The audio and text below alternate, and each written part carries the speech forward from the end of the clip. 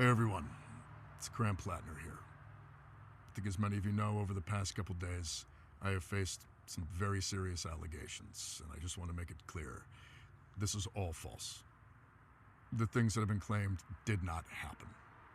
It's not real. It has placed an immense amount of weight on me as I think about what needs to happen now. Amy and I are regular people. We were not looking for this experience. We were not looking to get into politics. We had no desire to run for office. I just want you to think about what you would do as a regular person in a position where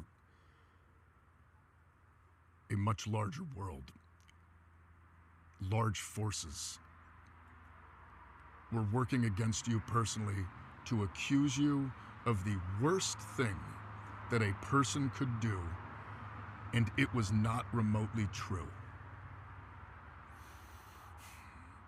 I learned about this through press inquiries with no time to truly respond, no time for investigations before a corporate media system and the political establishment got to act as judge, jury, and executioner. Accusations are supposed to be the beginning of things, not the end. I think it's really important to understand why this is happening in the timeline, why this is happening right now, much like October, when the first attack started, much like the news that was created the week before the primary. There is a reason that this is happening now. I only have until July 13th until I am officially the nominee. This was the last week to try to get me off of the ballot. And that's why this is occurring.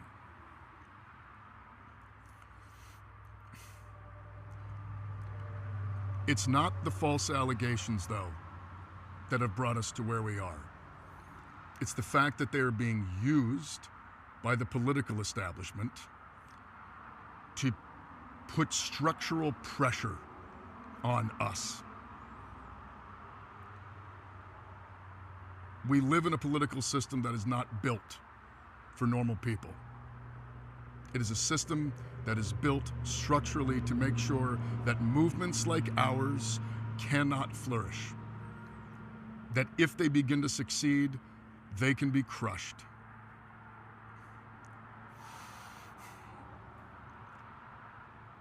What we have accomplished here, you made possible. The people of Maine, the volunteers, the voters, the grassroots donors. And I have all the faith in the world that we could win if we could continue to harness that. But the brutal political reality is that they are going to take everything away from us. Those in power who have the ability to do so are using these allegations as an excuse to take away all of the things that we need to run a campaign. We are going to lose our ability to fundraise. We are going to lose our ability to access voter data. We are going to lose all of the things that any campaign needs on the basic level simply to function. Larger organizations, the national level party, the bigger donor networks, they have all committed to spending no money in this race if I'm in it. They would rather see Susan Collins win than have me be the next senator from Maine.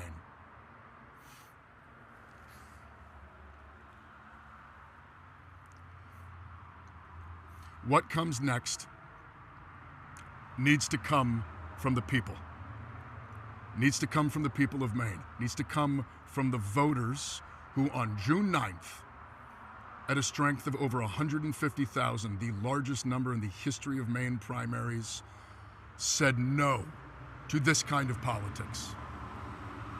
Voted for a politics that would actually represent them. Voted against the political system, against the donor class, against the entrenched forces.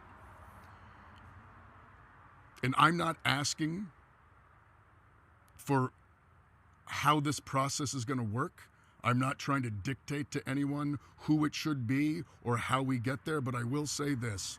It needs to be open, transparent, and democratic. It needs to be reflecting the will and the values of the people that built this movement, the people that showed up on June 9th. People in D.C. need to stay in D.C. Decisions should not be made in back rooms by people in places of political power. Party apparatchiks are not the ones to make these decisions. These decisions need to be made in the open by the people of this state, the people who got us here. This is exactly the kind of political system that everyone voted against on June 9th. And for that reason, we need to be assured that it is going to be open and democratic as we move forward.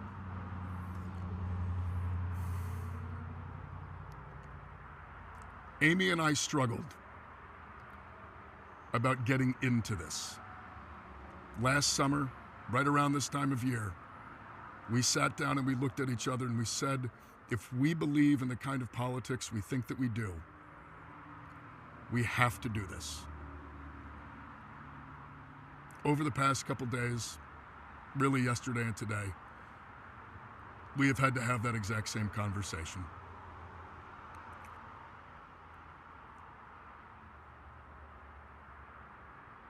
We believe that for the movement to continue,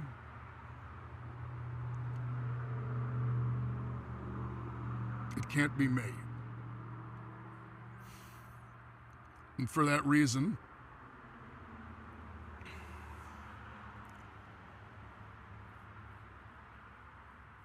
we are suspending campaign operations. This is incredibly difficult because I know that some will think it's an admission of guilt, and it most certainly is not. We're not doing it because of the allegations. We're doing it because of the structures that are being taken away from us by those in power. And I also feel an immense amount of responsibility to everyone who has worked so hard to get us to where we are.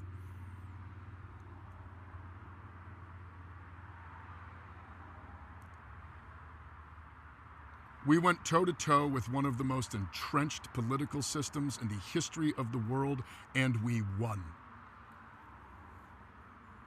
We beat them on June 9th in overwhelming numbers. We did it the right way. We built a campaign. We engaged in electoral politics. We motivated people. We banded together. We did it the way that we were told we are supposed to make change. And we won. And now they are not going to let us have it. Not if it's me. And so we're suspending campaign operations. I want to make clear, though, I intend to file my paperwork to withdraw. The process needs to assure that what comes next is reflective of the Mainers who on June 9th turned out and showed that they are desperate for a different kind of politics. It needs to be driven not from back rooms, but by the will of the people. And the decisions that come next must come from that. All we were asking for was health care, was to end a genocide, to use our taxpayer dollars at home to uplift our communities instead of waging war overseas. We were asking for a fair system. We were asking for an end to the corruption, the end to the money in politics. We were asking for real democracy, and we did it the right way, and we won. But now the ball is in the court of the Democratic establishment.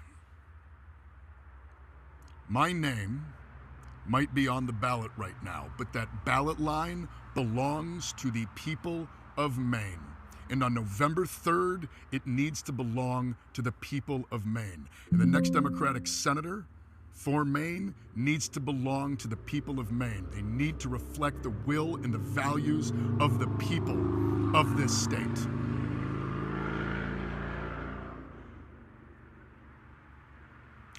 I love this state.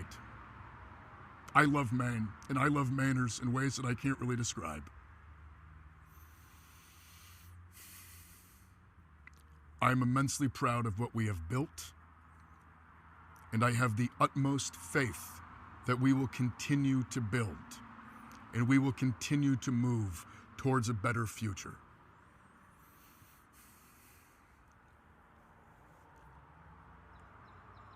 From the bottom of my heart, thank you. Thank all of you. And keep fighting. We're going to win someday.